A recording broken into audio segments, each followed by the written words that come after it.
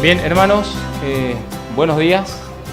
Paz y gracia del Señor Jesucristo con ustedes, con la iglesia. Bien, nos toca, o me toca en este sentido, abordar la segunda mitad del capítulo 1 de la carta a los Filipenses. Así que, si tienen Biblia, vayamos abriendo en la carta a los Filipenses, y es la intención abordar desde el versículo 12 hasta el 30. Entonces, habíamos dicho la segunda mitad del capítulo 1 de Filipenses, más precisamente desde el 12 hasta el 30 queremos abordar y poner énfasis en algunas expresiones puntuales que Pablo expone y expresa en este breve pasaje que yo he dividido en 4 partes, ¿sí? Y vamos a tratar de abordarlo así. Punto 1, el Evangelio de Cristo no está preso. Punto 2, el vivir es Cristo, todo se trata de engrandecerlo a Él. Punto 3, firmes en un mismo espíritu, combatiendo unánimes. Y punto 4, todos los que quieran vivir piadosamente padecerán persecución. Vamos a orar. Señor Jesús, gracias te doy, oh Dios Santo, por esta mañana que nos permites juntarnos aquí, en este lugar, con la firme intención, oh Dios mío, primeramente de ser funcionales como tu iglesia, y que, Señor, en el propósito que nos une, podamos crecer, podamos ser edificados, podamos, oh Dios mío, ir aprendiendo a tener amor los unos por los otros, aprender a alabarte de manera conjunta. Señor, poder ser edificados por medio de las meditaciones y los mensajes, y también, Señor amado, poder en comunión compartir el pan y el vino, conmemorando, Señor Jesucristo, tu obra expiatoria en la cruz. Señor, te ruego que en esta hora seas tú, oh Señor amado, en mí para hablar, para exponer, y que estas palabras, que este mensaje, Señor Jesús, sea alimento para mis hermanos, que, oh Señor, nos nutra y nos enseñes, oh Señor Jesucristo, a vivir para ti y a poder perfeccionar nuestro cristianismo cada día más para tener realmente una vida auténtica en ti, que te glorifica y que es de provecho a los demás hermanos. En el santo nombre de Jesús el Cristo. Amén. Bien, como introducción, quería hablarles de algunos versículos de la primera parte. Más precisamente quiero empezar leyendo el versículo 6 de Filipenses 1, que así dice: estando persuadidos de esto, que el que comenzó en ustedes la buena obra la perfeccionará hasta el día de Jesús el Cristo. El que comenzó la obra, haciendo referencia al Señor Jesús, la completará y perfeccionará hasta el día de nuestra reunión con el Señor Jesús. Y no puedo dejar de ver en este pasaje a Jesús como el perfecto escultor y nosotros como duras rocas que tienen que ser moldeadas a la imagen de Cristo. Y si lo vemos desde ese punto de vista, Él va a golpear tan fuerte como sea necesario para quitar de nosotros toda arista y toda punta amorfa que no se conforme realmente a su imagen, y más precisamente a la imagen de su carácter, a la imagen de su amor, a la imagen de su corazón, a la imagen de su mente.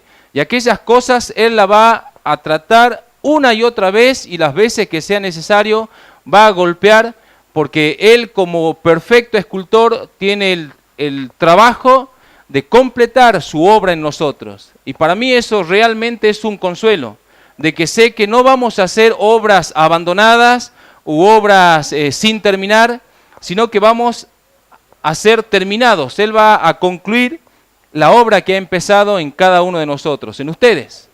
Y lo va a hacer, y va a golpear, y va a tratar nuestras vidas de la manera que Él considere tener que tratarlas, solamente con el único fin de conformarnos a la imagen de Él.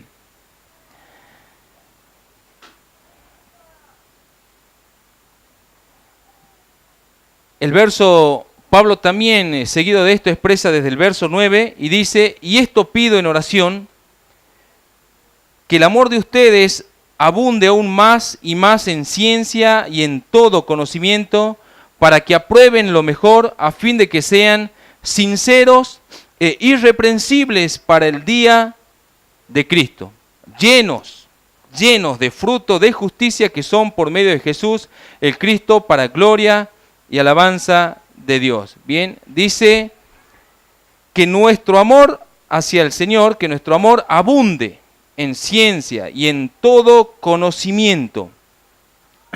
¿Para qué? Para alcanzar también a tener, aquí el concepto de conocimiento es buen discernimiento, para alcanzar a tener esa capacidad para juzgar y diferenciar entre lo falso y lo auténtico, entre lo superficial y lo interno. Se nos pide sinceridad y también ser irreprensible. Y aquí la palabra sincero tiene que ver con puro, pero ese puro más referido con autenticidad. Más referido a la autenticidad. De hecho, la traducción de este vocablo tiene que ver con un compuesto de dos palabras que básicamente expresan juzgados por la luz del sol. ¿Sí? Cuando se refiere a sincero, se refiere a pureza, pero esa pureza juzgada a la luz del sol. Y esto tiene que ver con la forma en la que se verificaban la autenticidad de algunas obras. Se dice que una de las etimologías de la palabra sincera proviene de la composición del latín que tiene que ver con sine cera, que significa sincera. Y habla más precisamente de que muchas obras para ese tiempo, las obras que no eran auténticas, que tenían fallas, que de alguna manera no estaban bien talladas, eran rellenadas con cera y pintadas. Se las rellenaba con cera, se las pintaban para que nadie se dé cuenta y se las hacía pasar como obras auténticas. Sin embargo, la manera de darse cuenta era a través de exponerlas al sol, ¿sí? Porque esas partes no brillaban. Entonces, si uno quería corroborar si es que la obra era auténtica o no, la exponía al sol para ver si es que tenía cera o no tenía cera. Entonces, el sello de autenticidad de algunas obras te dice que tenía un cartel que decía sin cera, que era auténtico. Bueno, si esto es cierto, pues aquí se nos pide que nosotros seamos cristianos auténticos, o sea, cristianos que no estemos rellenados con cosas falsas, ¿sí? Con apariencia de piedad, pero por dentro es todo puramente relleno falso. Se nos pide que seamos sinceros, sinceras las mujeres, sinceros los hombres. Y en este sentido se nos pide autenticidad. Hay que entender que cuando se habla de sinceridad se habla de autenticidad. Muchas veces el cristianismo, y aquí y en cualquier iglesia, es un cristianismo maquillado, ¿sí? Se expresa un cierto carácter, cierta bondad, cierta sonrisa, pero todo es falso, todo es puro maquillaje, todo es simplemente relleno. Porque cuando las cosas empiezan a tornarse un poco difícil, ahí realmente se sabe si es que son auténticos o simplemente era todo fingido. Se nos dice el amor sea sin fingimiento, sin sin fingimiento. Y eso es algo, hermanos, que entiendo en el Señor Jesucristo que es muy, pero muy necesario tratar. Y ya vamos a llegar a este punto cuando ampliemos la última parte de este pasaje que llega hasta el versículo 30. La forma práctica de darnos cuenta de esa sinceridad tiene que ver mucho con los frutos de justicia. De hecho, el versículo 11, Pablo escribe, llenos de fruto de justicia, llenos de fruto de justicia. Y la mejor forma de poder fructificar y estar llenos de fruto de justicia es por medio de permanecer en el Señor Jesús.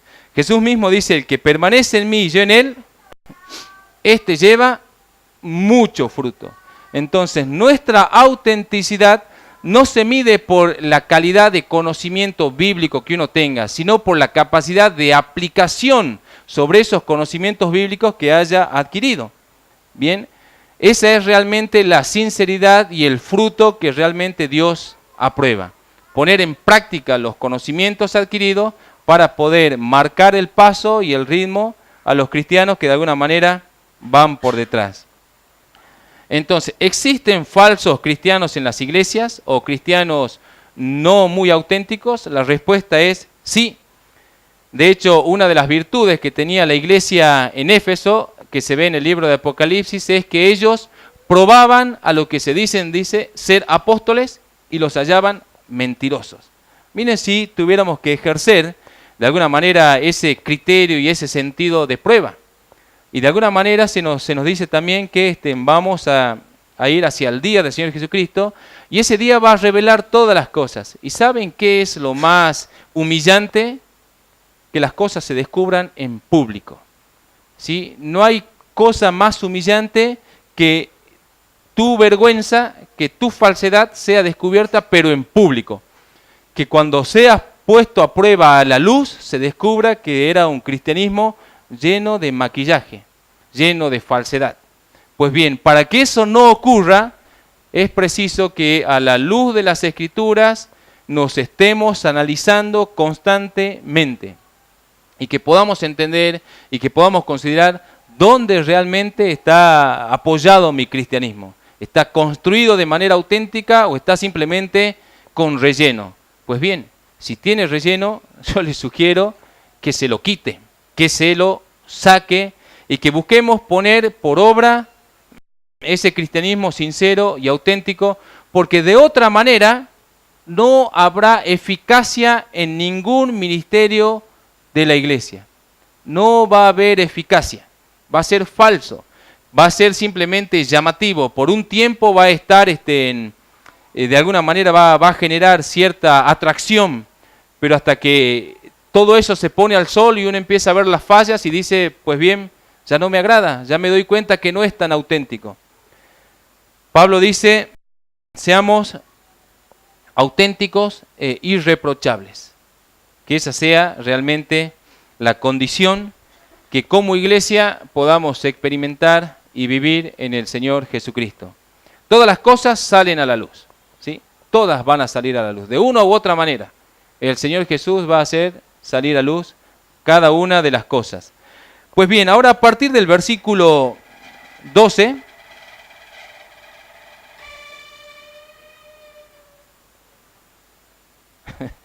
a partir del versículo 12 y hasta el 18, Pablo, a modo informativo, describe en breves palabras la situación que él está atravesando y afrontando en Roma por causa del Evangelio. Y este breve pasaje del 12 al 18 tiene la firme intención de alentar a los hermanos de la iglesia de Filipo para que no estén angustiados por los padecimientos de Pablo allí en Roma, sino Pablo quiere hacerles conocer cómo esa adversa situación, de una manera extraña, contribuye al progreso, pone él, del Evangelio. Y vamos a leerlo del 12 al 18, Filipenses 1. Quiero que sepan, hermanos, que las cosas que me han sucedido han redundado más bien para el progreso del Evangelio. De tal manera que mis prisiones se han hecho patentes en Cristo en todo el pretorio y a todos los demás. Y la mayoría de los hermanos, cobrando ánimo en el Señor con mis prisiones, se atreven mucho más a hablar la palabra sin temor. Algunos de hecho predican a Cristo por envidia y contienda, pero otros de buena voluntad. Los unos anuncian a Cristo por contención, no sinceramente, pensando añadir aflicción a mis prisiones, pero los otros por amor, sabiendo que estoy puesto para la defensa del Evangelio, que pues, que no obstante, de todas maneras, o por pretexto o por verdad, Cristo es anunciado, y en esto me gozo y me gozaré aún. En pocas palabras, lo que el apóstol está transmitiendo es que todas las adversidades que está padeciendo por causa del Evangelio han llegado a detener a su persona, pero no han llegado a detener la obra del Evangelio. De hecho, esta parte de la meditación tiene como un título: el Evangelio de Cristo no está preso. Y sinceramente, a pesar de las adversidades de Pablo, el único motivo que a él le causa gozo es que el Evangelio no está preso, sino que sigue avanzando. Y la gran incógnita es, ¿se puede realmente, y hablando literalmente, ¿se puede tener gozo en medio de una tribulación? La respuesta es sí. Pablo lo está demostrando.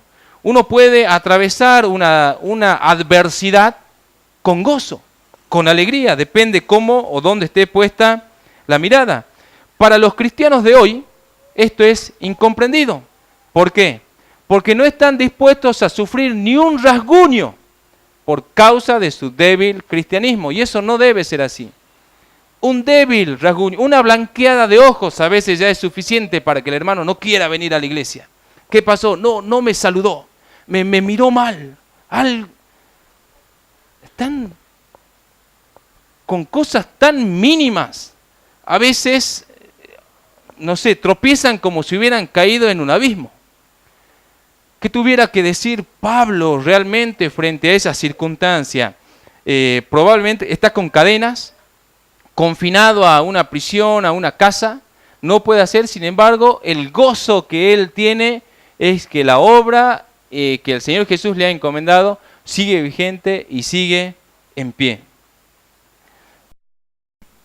La fuente del gozo de Pablo no provenía de su buen estado, de su condición física, de su condición económica, sino tan solo de la eficiencia y eficacia de su servicio a Dios. En otras palabras, la preocupación de Pablo en medio de toda esta adversidad no estaba puesto en si es que él pasaría hambre o pasaría frío, si sería maltratado o torturado en esa prisión donde estaba detenido o en esa casa, sino que su verdadera preocupación radicaba en cómo iban a afectar esas adversidades a su ministerio. Miren qué diferente el parámetro que utiliza Pablo para saber entender una situación. Cuando llega la adversidad, lo primero que mide es cuánto afecta esto a mi servicio a Dios. Sin importar si es que él iba a ser maltratado, insultado, humillado. Eso, de alguna manera, la persona de Pablo pasa a un segundo o tercer plano porque él intenta ver las cosas de otra manera. Y esto de alguna manera nos enseña, de hecho, Pablo mismo, Lucas, reporta en Hechos 20:24, él escribe de esta manera, de lo que está diciendo Pablo: pero de ninguna cosa hago caso ni estimo preciosa mi vida para mí mismo, con tal que acabe mi carrera con gozo y el ministerio que recibí del Señor Jesús para dar testimonio del Evangelio de la gracia de Dios.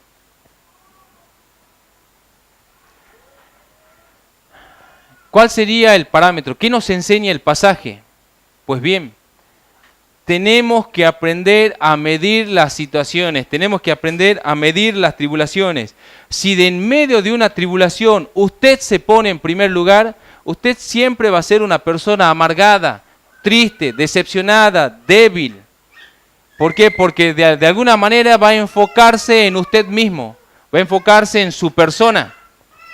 Pero si logra enfocar realmente, o si logra priorizar su cristianismo personal, o el cristianismo de su familia, o bien el cristianismo de la iglesia, les puedo garantizar que la mirada o atravesar esa tribulación va a ser totalmente diferente.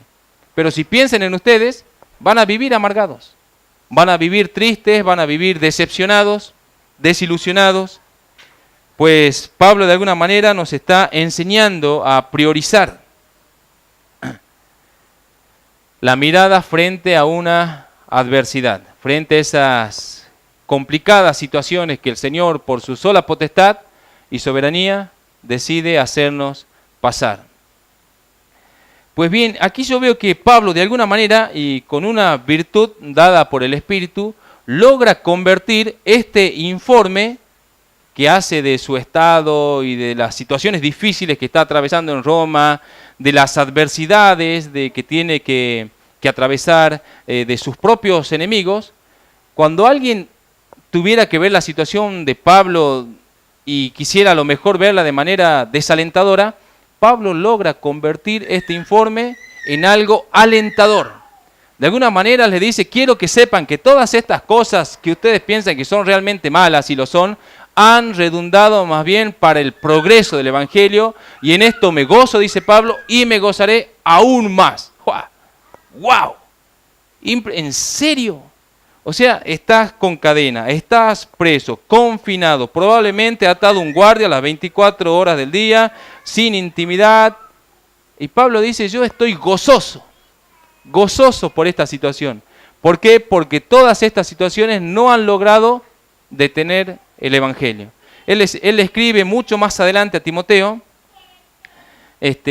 probablemente 10 años más adelante, dice en 2 Timoteo 2:9, en el cual sufro penalidades, nuevamente está preso, hasta prisiones a modo de malhechor, mas la palabra de Dios no está presa. Y ese es el parámetro que tiene Pablo para sentir gozo, para sentir satisfacción. No le importa que padecer él. Él está en segundo, en tercer plano probablemente aquí. Lo único que Pablo enfatiza es el ministerio, el servicio y satisfacer la voluntad de Dios. Nos queda un poco construir cómo puede ser la escena de lo que Pablo está describiendo. Y él dice allí que muchos hermanos, y dice muchos hermanos, han cobrado ánimo y se atreven a predicar mucho más sin temor la palabra del Señor Jesús. Y es probable que muchos hayan presenciado las exposiciones de Pablo que con denuedo hacía la defensa del Evangelio, y eso de alguna manera animaba a los hermanos. Si ver a Pablo que en esa circunstancia, aún con denuedo, se atreve a hablar la palabra sin temor, era causa de alentar a otros, de animar a otras personas a hacer exactamente lo mismo. Y eso es lo que sucede aquí. Hay otras personas que están mirando la situación de Pablo, pero no para desalentarse. Están mirando las tribulaciones de Pablo, pero no para sentir lástima de él, sino para ser inspirados por medio de esa tribulación para poder continuar con valor la obra que el Señor Jesús ya ha empezado por medio de Pablo. Realmente hay que tener virtud para convertir una tribulación en gozo. Sin embargo, somos llamados a eso, a convertir una tribulación en una situación que cause gozo. Y ¿sabe qué? No solamente en lo personal, sino también a nivel grupal. Que mi situación no entristezca a la congregación, sino que le cause también la misma satisfacción que debería causarme a mí para poder atravesarla con valor y sin temor. Y que el Señor Jesús sea glorificado en todo ello.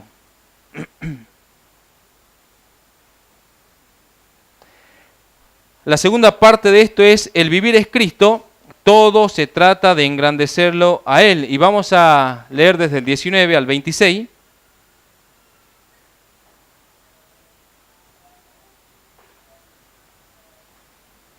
Porque sé que por la oración de ustedes y la suministración del Espíritu de Jesús, el Cristo, esto resultará en mi liberación. Conforme a mi anhelo y esperanza de que en nada seré avergonzado, antes bien, con toda confianza, como siempre, ahora también será magnificado Cristo en mi cuerpo, o por vida o por muerte. Porque para mí el vivir es Cristo y el morir es ganancia. Mas si el vivir en la carne resulta para mí en beneficio de la obra, no sé entonces qué escoger, porque de ambas cosas estoy puesto en estrecho, teniendo deseos de partir y estar con Cristo, lo cual es muchísimo mejor.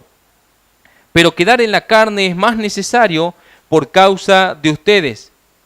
Y confiado en esto, sé que quedaré, que aún permaneceré con todos ustedes para el provecho de ustedes y gozo de la fe, para que abunde su gloria de mí en Cristo Jesús, por mi presencia otra vez, la gloria de ustedes de mí en Cristo Jesús, por mi presencia otra vez entre ustedes. Bien, Pablo de alguna manera entendía que toda esta tribulación que a él le tocaba atravesar y padecer era algo temporal, ¿sí? Entendía que no era el término de su vida terrenal. Simplemente tenía que atravesar toda esta tribulación, pero no era el término de su vida, sino algo temporal. entendía que por las oraciones de los hermanos y por la ayuda del Espíritu Santo iba a ser librado de esta situación. Probablemente los enemigos de Pablo buscaban intimidarlo con todos estos ataques, con sus acusaciones, porque querían doblegar su fe y su creencia. Sin embargo, la esperanza de Pablo en Cristo Jesús en toda esta tribulación está intacta, intacta. Tenía plena certeza y certidumbre de que Dios estaba con él y que Dios jamás lo abandonaría. Los hombres suelen fallar. Aquí en esta congregación los hombres van a fallar, las mujeres van a fallar. No pongan la esperanza en las personas, no pongan la esperanza en los hombres. Pongan enteramente su esperanza en Dios, el cual no falla. Y la Escritura da testimonio de que todo aquel que en Él ha confiado jamás ha sido avergonzado. Cielo y tierra podrán pasar, pero su palabra y su promesa no pasarán. Lo que Dios dijo lo cumplirá y lo establecerá sobre todos aquellos que esperan en Él. Pablo dice, yo sé que o por vida o por muerte, Cristo no me va a abandonar. Lo que Él dijo lo cumplirá, Él no me va a defraudar. Yo tengo plena certeza en Él, yo voy a esperar en Él. Si tengo que morir, voy a morir magnificando el nombre de Cristo. Y si tengo que vivir, voy a vivir para glorificar el nombre de Cristo. De una u otra manera, Cristo será magnificado. Y eso realmente es glorioso, eso es realmente admirable. Me cautiva la expresión que Pablo dice que sea Cristo engrandecido, magnificado en mí. Palabras realmente inspiradoras. Y más sabiendo que Pablo no es un poeta, no está componiendo poesía, está con cadenas, está detenido.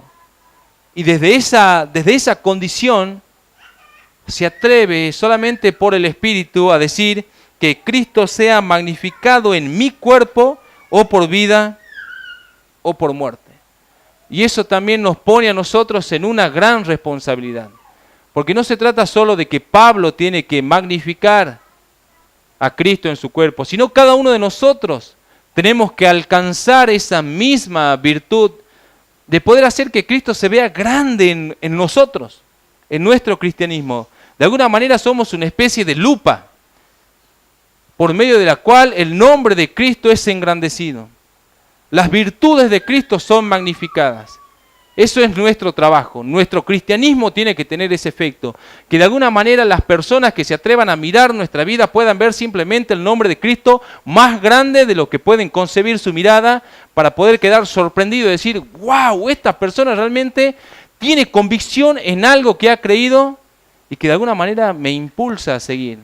Así también como Pablo hace su exposición delante de los reyes y delante de Agripa y Berenice, que cuando termina la exposición el rey dice, por poco me persuades a ser cristiano.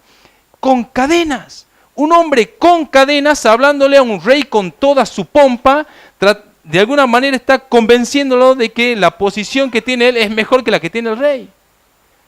Y eso es virtud, eso es magnificar a Cristo en tu propia vida, en tu propio cuerpo. Y ese es su trabajo, hermanos, ese es mi trabajo, el trabajo de ustedes, hacer que Cristo se vea grande. En su trabajo secular, en su familia, con sus parientes, aquí en la congregación, fuera de la congregación, estando reunido con gente incrédula, en todo lugar. Esa es la virtud que todo cristiano debe alcanzar. Y que detrás de las tribulaciones que le toque atravesar, no anden derrotados, sino que puedan andar gozosos, con virtud. Porque si realmente se los ve cabizbajo, encorvado, ¿qué clase de inspiración puede generar eso en otra persona que no cree en Cristo? Pues bien, que Cristo sea magnificado en mi cuerpo, o por vida o por muerte, dice Pablo, que de alguna manera podamos alinear nuestras vidas, aún con el ruego de David, el salmista, cuando dice, engrandeced a Jehová conmigo, y tiene la misma connotación, engrandecer a Dios. Y Pablo continúa diciendo también una de las expresiones más destacadas, más sorprendentes y maravillosas, plasmada en sus cartas, que es: porque para mí el vivir es Cristo y el morir es ganancia. El único sentido de permanencia en este polvoriento mundo tiene que ver con glorificar a Cristo. Ese es el deseo de Pablo.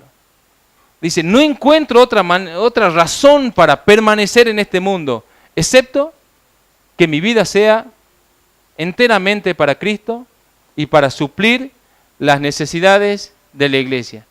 Y si uno dice: bueno, Pablo, la iglesia ya está completa, no necesita nada, tu tarea está concluida. Pablo dice: pues bien, quiero partir y estar con Cristo, lo cual es muchísimo mejor. Y está hablando de fallecer. Está hablando de fallecer.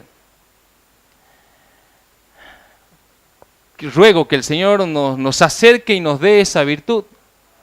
¿Por qué razón, y hablando en términos sinceros, por qué razón el cristiano le tiene terror a fallecer? Es muy probable porque su vivir no sea Cristo, entonces su morir no va a ser probablemente ganancia. Una de las razones por la cual nos aterra la idea de fallecer es porque no estamos viviendo en Cristo. Entonces, no hay realmente una certeza plena de que nuestro fallecer sea ganancia. Pues bien, quiere que su morir sea ganancia, que su fallecimiento realmente represente una ganancia. Pablo nos da la respuesta: haga que su vivir sea Cristo. No encuentra Pablo otra razón para permanecer. Todo lo que tiene el mundo, sus deleites, sus deseos, sus pasiones, sus atractivos, nada puede superar la belleza de Cristo. Nada, absolutamente nada.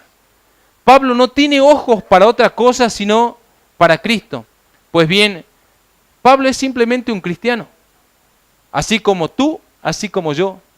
Y Pablo en el Espíritu también dice: sean imitadores de mí, así como yo soy imitador de Cristo. Pues bien, ¿qué entendemos detrás de esto? Que también es nuestro trabajo alcanzar esa virtud de decir: para mí, el único sentido de vivir en este mundo es Cristo. Para que también el día que tenga que partir, sé que voy a partir para mi ganancia, porque también las Escrituras nos expresan que el mundo nada puede ofrecer y nada de este mundo es comparable con la gloria venidera que en nosotros ha de manifestarse. Romanos 8:18. Nada en este mundo es comparable con la gloria venidera que en nosotros ha de manifestarse a su debido tiempo. Por lo tanto, el único sentido de permanencia en este mundo para cada cristiano tiene que ver con Cristo, y fuera de Cristo, y solamente con Cristo y nada más que con Cristo. Y fuera de Él, como dice el Salmo 73, porque fuera de ti nada deseo en la tierra. ¿A quién tengo yo en los cielos sino a ti? Y fuera de ti nada deseo en la tierra. Parece simplemente una composición literaria, ¿verdad? Pero debe ser real, debe ser verdad. Segunda de Timoteo 2:11.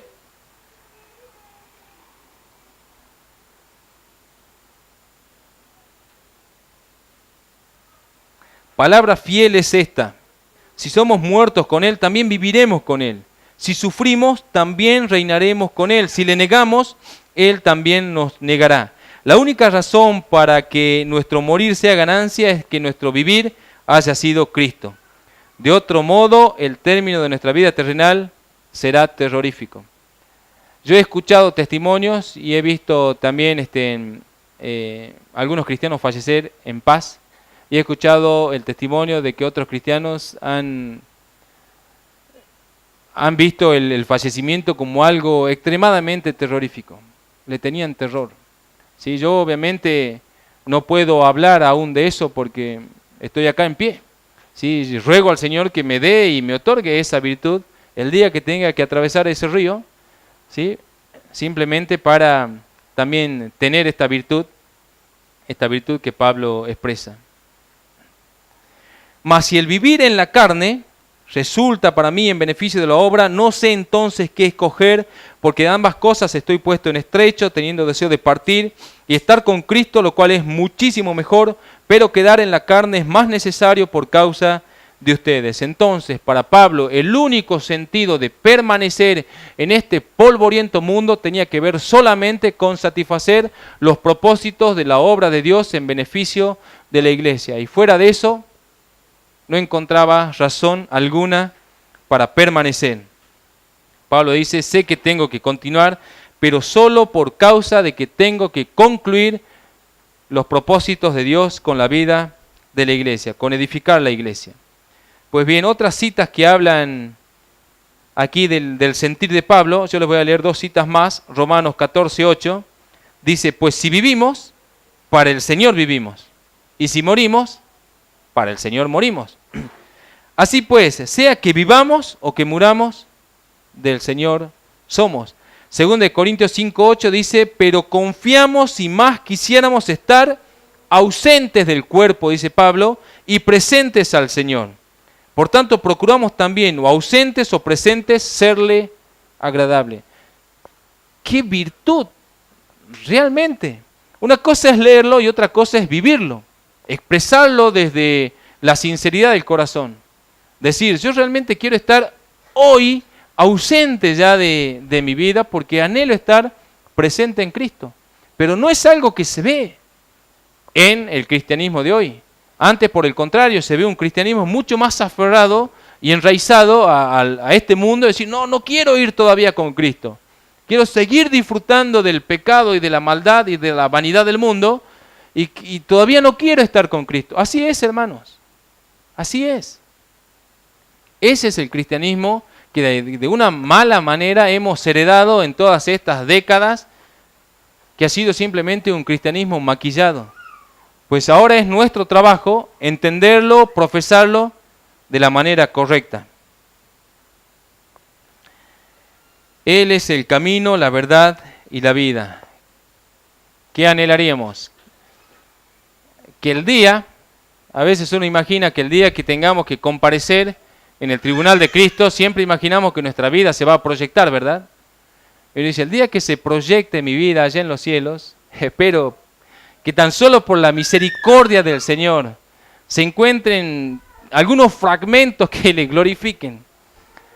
Porque no espero llegar de otra manera, sino que Él sea glorificado por medio de nuestra débil vida. Lo anhelo para ustedes, lo anhelo para mí. De otra manera va a ser vergonzoso. Va a decir, bueno, fulano de tal, o mengano o mengana, ¿sí? Fueron cristianos en la tierra, se estuvieron en una congregación llamada IBI. Vamos a proyectar su vida, a ver, en todo ese peregrinaje de usted, ¿qué momento de ese peregrinaje fue algo que magnificó el nombre de Cristo, que engrandeció el nombre de Cristo? Y yo espero que haya muchos momentos, por no decir todos los años que nos quedan desde ahora. Finalmente, la tercera parte de esto es firmes en un mismo espíritu, combatiendo unánimes. Del 27 al 28 Pablo escribe, solamente que se comporten como es digno del Evangelio de Cristo, para que, o sea que vaya a verles o que esté ausente, escuche de ustedes que están firmes en un mismo espíritu, combatiendo unánimes por la fe del Evangelio y en nada intimidados por los que se oponen, porque para ellos ciertamente es indicio de perdición, mas para ustedes de salvación. Los cristianos tenemos un enemigo en común y deberíamos estar, lo voy a decir de nuevo, los cristianos tenemos un enemigo en común y deberíamos estar luchando unánimes contra ese enemigo. Es triste y lamentable ver cómo en las iglesias los cristianos están luchando entre ellos mismos. Y no debería ser así, deberíamos estar luchando unánimes contra el enemigo de afuera. Sin embargo, triste es ver cómo las mujeres hablan mal de otras mujeres. Una mujer, un grupo acá le habla mal al otro grupo allá y el otro grupo allá. Los hombres también, unos con envidia, otros con celo. Eso es deplorable. Es amargo realmente. No debería ser así. Si no, Pablo dice, estén firmes en un mismo espíritu y unánimes. De otra manera, toda la eficacia del ministerio será realmente un fiasco. Será realmente un fiasco. El esfuerzo que se pudiera hacer por tratar de servir a Dios por medio de un ministerio piadoso, se ve de manera ineficaz por medio de estas situaciones. Pablo dice, sean dignos del Evangelio de Cristo.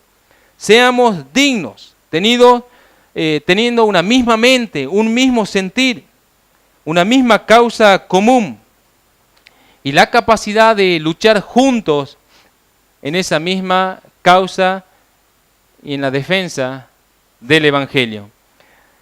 La solicitud de unidad de parte de Pablo es reiterada en sus cartas.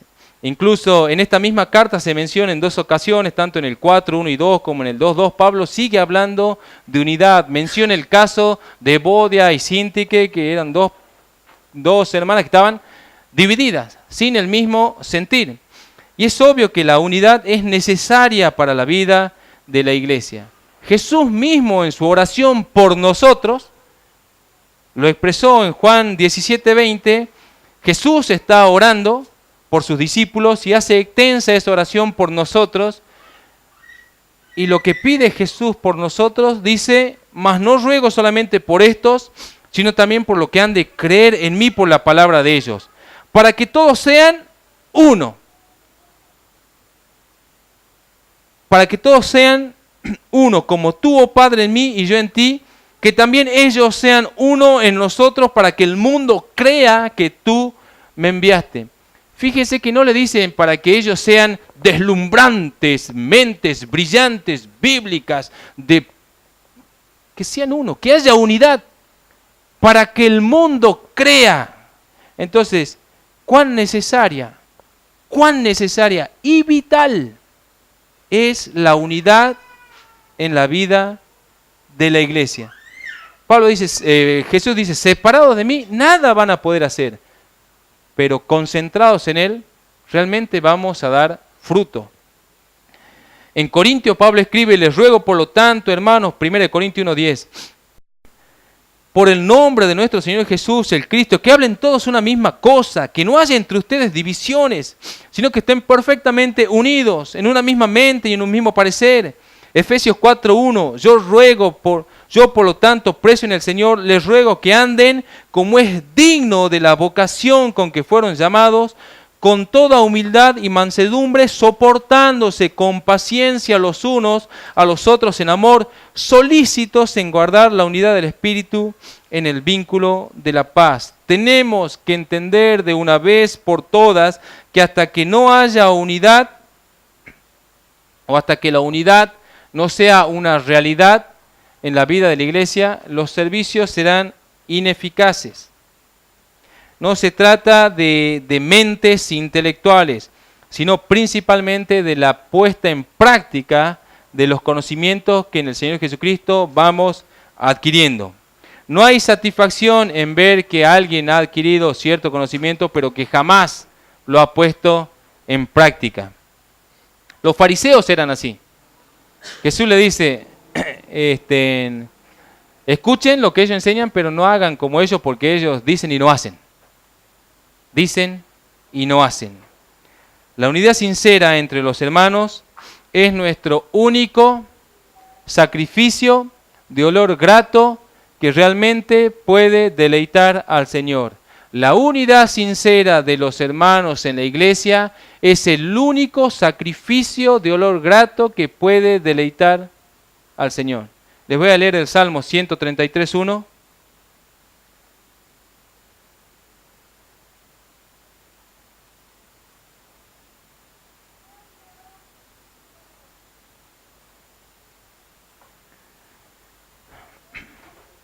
Salmo 133:1. Vean cuán bueno y cuán delicioso es, ¿qué cosa?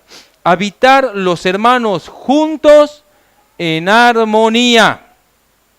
Es como el buen óleo sobre la cabeza, el cual desciende sobre la barba de Aarón. Aarón es el sumo sacerdote, y baja hasta el borde de sus vestidos, como el rocío de Hermón, las montañas, que desciende sobre los montes de Sión, porque allí envía Jehová bendición y vida eterna. Entonces, la única o lo único que le da satisfacción a Dios es la unidad en armonía de los hermanos. Tal acción nuestra en unidad es como un perfume sobre nuestro gran sumo sacerdote, el Señor Jesús. La única manera que tenemos nosotros de perfumar o de ser ese óleo fragante es la unidad. Si no hay unidad, lo único que podemos ofrecer es hediondez. ¿Alguno aquí se ha perfumado con hediondez? Con olor a caca de perro. Antes gastan dinero en perfumes y en los mejores quizás, ¿no? Pues bien, el Señor Jesús, como sumo sacerdote, de la manera que también expresa el texto de Levíticos, tenían un óleo especial, que era también el óleo de la unción, que solamente el sumo sacerdote podía ser ungido con ese óleo. Si hacemos una representación, ese óleo, para nosotros, o nuestro trabajo como iglesia, es esa unidad que puede realmente perfumar el rostro de nuestro Señor Jesucristo, recorrer su barba y llegar hasta sus vestidos. La unidad. No hay otra cosa. Solamente la unidad sincera entre los hermanos. De esa manera vamos a recibir bendición y vida eterna, porque dice, así como el rocío fertilizador sobre las montañas produce un verdadero fruto, así también la unidad sincera entre los hermanos recibe bendición y finalmente vida eterna. Pero si no hay unidad, si hay habladurías entre unos y otros, ¿qué perfume hediondo que se está fabricando para poder acercarse al Señor? Y última parte de esto, todos los que quieren vivir piadosamente padecerán persecución. Alentador, ¿no? ¿Quiénes quieren vivir piadosamente? Amén, van a padecer persecución, es una garantía. Dice el verso 29, porque a ustedes les es concedido, y la palabra concedido es don, es un regalo. A ustedes Dios les da un regalo, dice a los filipenses, porque a ustedes les es concedido a causa de Cristo, no solo que crean en Él, sino también que sufran, que padezcan por Él, teniendo el mismo conflicto que han visto en mí y ahora oyen que hay en mí. Bien, finalmente el sufrimiento aquí es presentado como algo privilegiado para los cristianos. Algo que realmente es, no todos son dignos, por decir de alguna manera, de padecer persecución por causa del nombre de Cristo. No todos son dignos de esa virtud, de ese don. Y la pregunta es, ¿en serio? ¿Es en serio? Es en 2 Timoteo 3:12, y también todos los que quieren vivir piadosamente en Cristo Jesús padecerán persecución. Y díganme si no es cierto.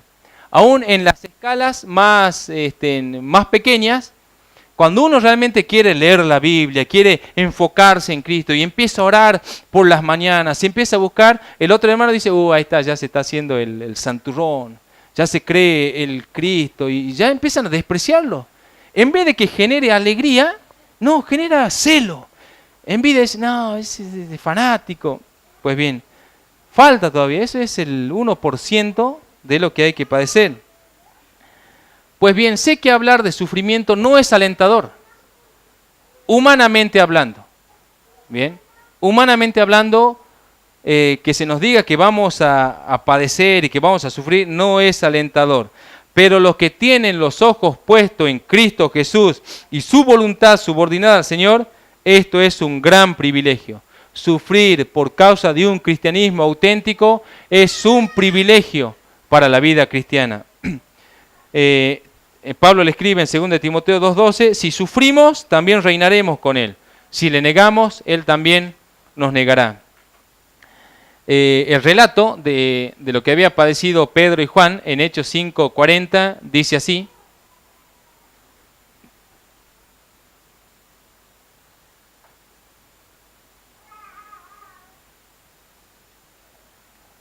Y convinieron con él, y llamándolo, y llamando a los apóstoles después de azotarlos, les intimidaron que no hablasen en nombre de Jesús y los pusieron en libertad. Y ellos salieron de la presencia del concilio gozosos de haber sido tenidos por dignos de padecer afrenta por causa del nombre de Jesús. Eso es virtud, amigos. Eso realmente es virtud.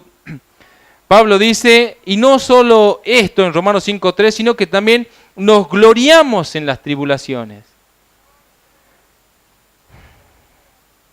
Pedro escribe, para esto fueron llamados, porque también Cristo padeció por nosotros, dejándonos ejemplo para que sigamos sus pisadas. Entonces, padecer por causa de Cristo para un cristiano auténtico es considerado un privilegio, porque se trata de la oportunidad de poder glorificar a Dios en medio de esas difíciles situaciones. Es allí donde nuestro cristianismo se pone a prueba, y es allí donde nuestro cristianismo de alguna manera se define como auténtico o como falso.